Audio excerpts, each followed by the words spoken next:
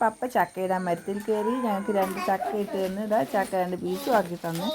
ഞങ്ങളിവിടെ ചക്ക വറുക്കാനും വേണ്ടി ചക്ക ചോളയൊക്കെ പിരിഞ്ഞ് പ്രിപ്പറേഷൻ ചെയ്യാനും വേണ്ടിയിട്ടുള്ള തയ്യാറെടുപ്പിലാണ്. അങ്ങനെ ചക്കയൊക്കെ 2 പീസാക്കി ഇതാക്കി ആകെ വൃത്തികേടാക്കി തന്നിട്ടുണ്ട്.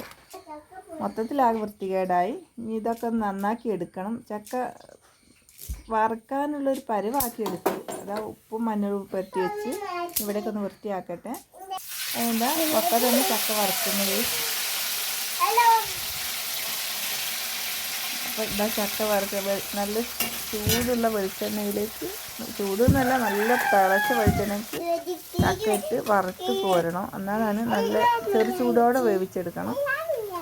എന്നാലാണ് നല്ല ക്രിസ്പിയായി കിട്ടും. അങ്ങനെ ക്രിസ്പിയായ ചക്ക ഇതാകണം വറുത്ത് കോരിയിട്ടുണ്ട്. അത് അന്നമ്മ ടേസ്റ്റ് നോക്കുന്നു. ടേസ്റ്റ് ഉണ്ടോ മോളെ?